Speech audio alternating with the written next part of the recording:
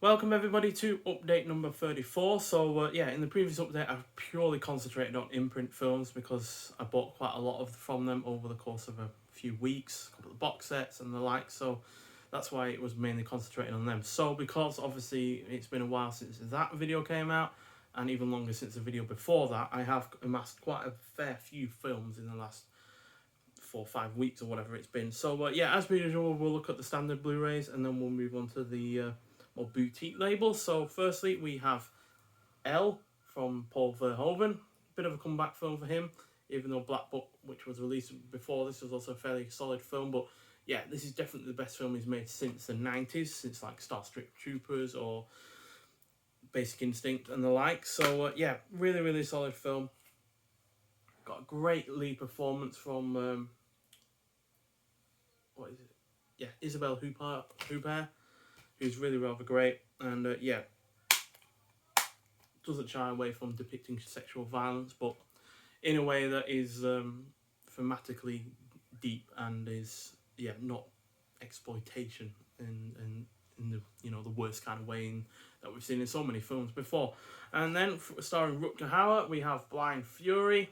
Bit of a silly film, but bit of an enjoyable one regardless. And yeah, this was released by Medium Rare, who I've bought quite a fair few films from. But yeah, it was going cheap, and yeah, it's far from the best 80s action film, released in 1989, but far from the worst either. And then we have Hostiles, starring Christian Bale and Rosamund Pike and Wes Studi. Fairly solid western, although I wouldn't say they necessarily call it a western. Maybe it is, but regardless, a really well for a solid film. Kind of underrated as far as I'm concerned, and yeah, again, got it cheap, so can't really complain about that. H&V have had a bit of a sale on here and there with some stuff being on 50%, so yeah, that's why I've got them. And then from 88 Films, we have Criminal Law, starring Kevin Bacon and Gary Oldman. Not seen this yet. It's not got the best reviews that I've seen, but again, it wasn't going for very much, and yeah, I do like those two actors who I've seen stuff from before. It's also got music by Jerry Goldsmith, and it's directed by Martin Campbell, who would go on to direct GoldenEye and Casino Royale. So yeah, even if it's not great, it should at least be entertaining enough. And then we also have Violent City. This is one of the newer releases from 88 Films. It only came out, I think, a month or so ago.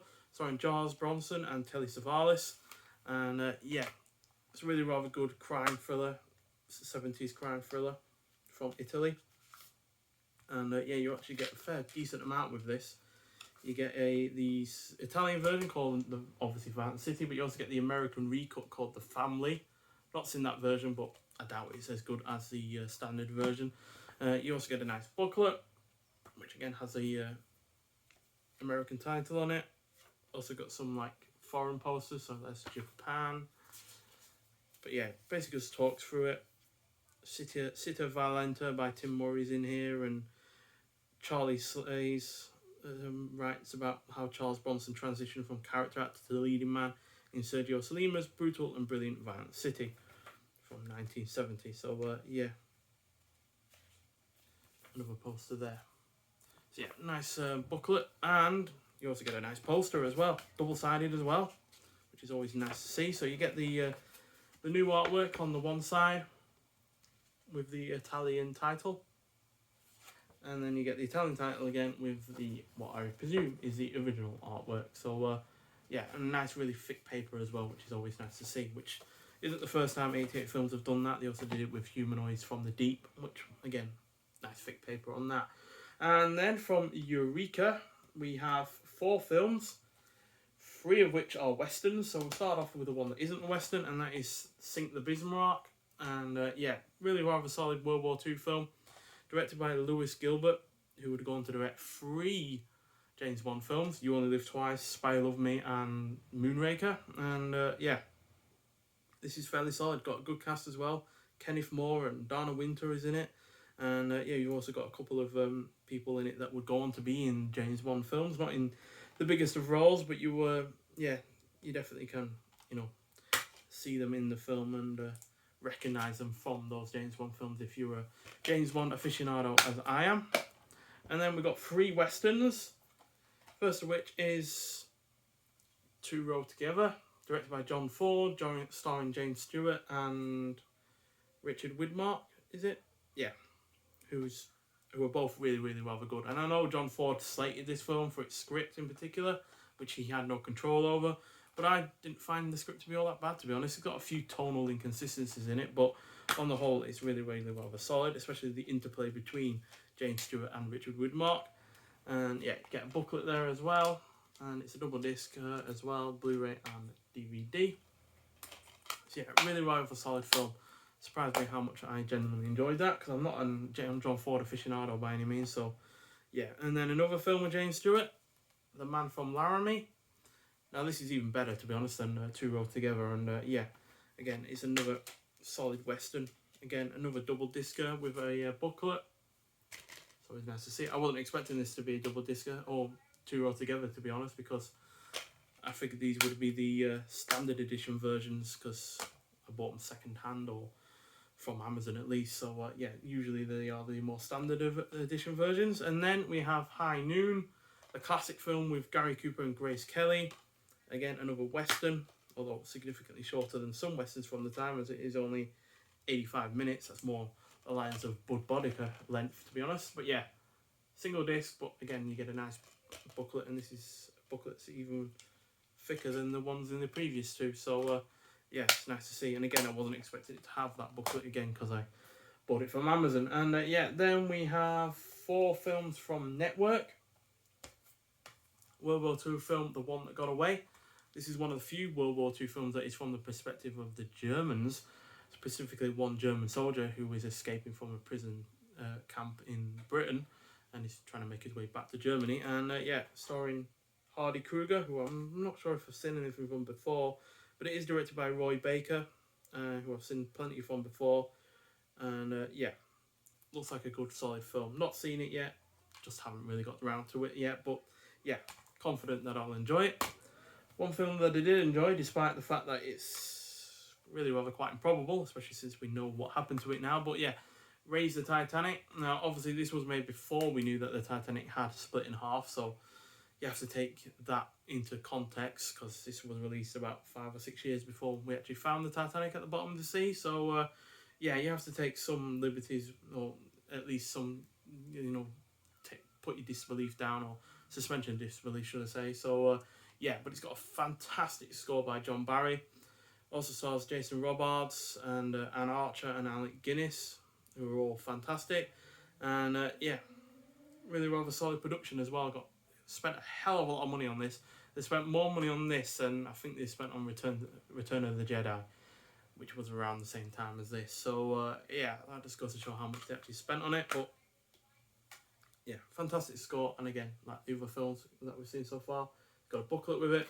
And what I do like is the fact that they emphasise the score by John Barry, because that is easily the selling point of that film. Then the oldest film out of this lot that we're going to be looking at today, we have Rome Express, directed by Walter Ford and starring Cedric Hardwicke. And it's a fairly solid, pretty much one location film, set on a train, basically trying to find a thief who has stolen a painting. And yeah, several people are after it for various reasons, and yeah, fairly solidly done, especially for a film that is, you know, 90 years old. So yeah, again, another booklet film there. And finally from Network, we have The Night Has Eyes, fairly solid horror drama, to be honest, starring James Mason, who is great as usual. He's never disappointed me in a film so far, and yeah, this is a fairly solid effort. Short film, only 79 minutes, so well worth the watch. It was also called Moonlight Madness in some areas, as you can see there, but no booklet with that one, unfortunately. And from BFI, we have Odds Against Tomorrow. Now, this I haven't seen yet, but it stars Harry Belafonte, Robert Ryan, and Shelley Winters, while also being directed by Robert Wise, who has done several great films that I've seen. And yeah, this deals directly with racism, which, considering it's from 1959, is a pretty daring thing to do, really. There was very few films that had done the same kind of thing as that. The only other ones that I can think of are like the Defiant Ones and maybe the Crimson Kimono. So yeah, and again, a double disc with a booklet, DVD and Blu-ray. Really looking forward to seeing that, especially since I am a fan of Robert Wise. And then a brand new release from BFI. This isn't supposed to be out until Monday, or at least the 11th, which is probably when this video is going to be released. And yeah, starring Edward Woodward in The Appointment. So we've seen Edward Woodward's in a previous new release in Hunted, which was part of the Pimini organisation box set. So yeah, really looking forward to seeing him in this, because I haven't seen him in much outside of The Wicker Man. So yeah, really looking forward to seeing what he can do in another full-length feature.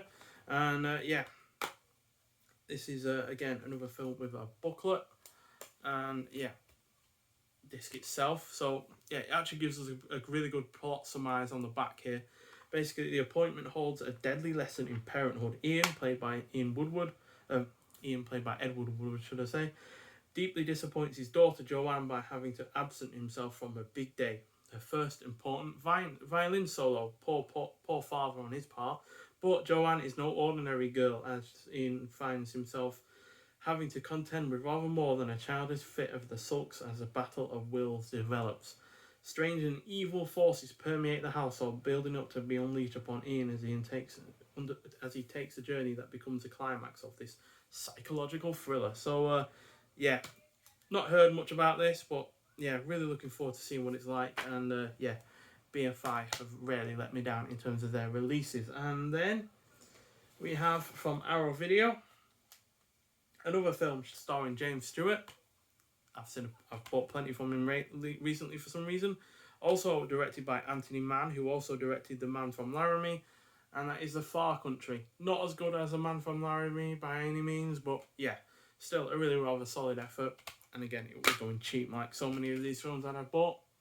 So yeah, solid film, but by no means the best Western going.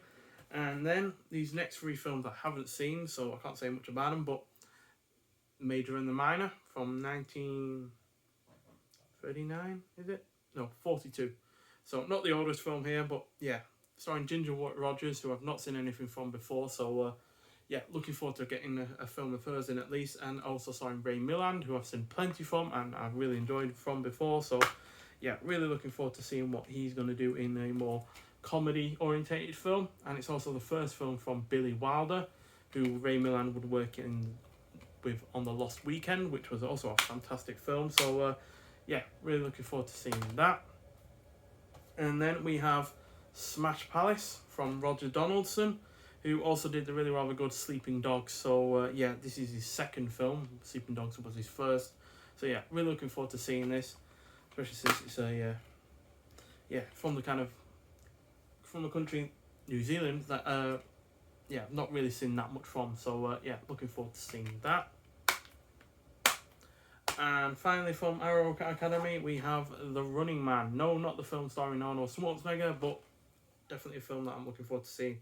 Got Lawrence Harvey in it, Lee Remick, and yeah, it's directed by Carol Reed, who also did the really rather fantastic The Third Man. So yeah, looking forward to seeing what this can provide, really. So yeah, again, no booklet with this one. And finally, we have 3 films from the Premium Collection. None of them are new in terms of to the Premium Collection themselves, but there are either films that I've wanted to see or I've seen before that I've wanted to own. And yeah, the first of those that I have actually seen before is The Sons of Katie Alder, starring Dean Martin and John Wayne. And yeah, another Western. I seem to have bought so many Westerns lately, I swear. But yeah, really fantastic film. Really good cast, and like with so many of the Premium Collection, you do get art cards. You also get a poster with this, I think. So yeah, let's take a look at those. So, yeah, these are the art cards. So there's Dean Martin himself. There's John Wayne.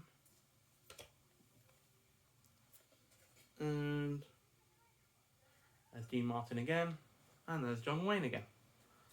So yeah, Dean Martin, from being one of the people that is obviously not well known for being an actor, has been in at least 2 or 3 films that I've really rather enjoyed. So yeah, and it's got a really nice mini poster as well. I do like these smaller ones.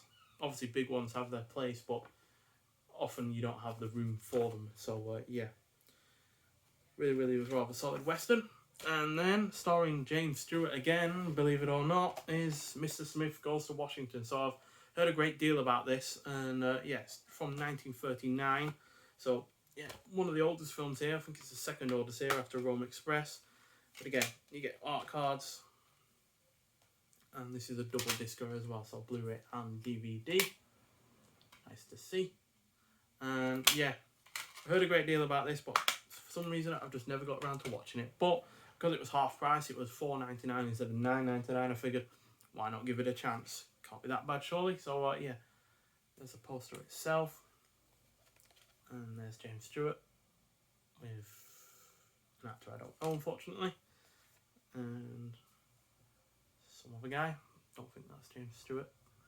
And finally, James Stewart with a woman. And finally, out of all of the films, this is the last of the lot, and it is Cat on a Hot Tin Roof. So again, I've heard great things about this, and considering it stars Elizabeth Taylor and Paul Newman, I'm surprised I haven't got around to it sooner. So yeah, sounds like a really rather interesting film. Only a single disc with this. Oh no, double disc actually. I don't know why the other one is upside down. Because it has nothing on it, unfortunately. A bit lazy, but yeah. Nothing on this DVD, I think it is.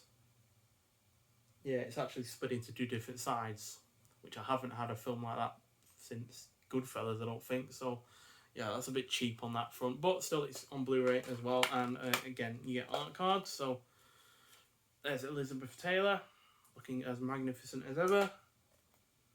There's Elizabeth Taylor and Paul Newman. There she is again. And there's a poster, which is pretty nicely done, to be honest. But yeah, a lot of films there. But again, it has been a while since I've done an update like this where we look at a varied amount of boutique labels and rather than the one that we did with Imprint. So yeah, how many was that? 1, 2, 3, 4, 5, 6, 7, 8, 9.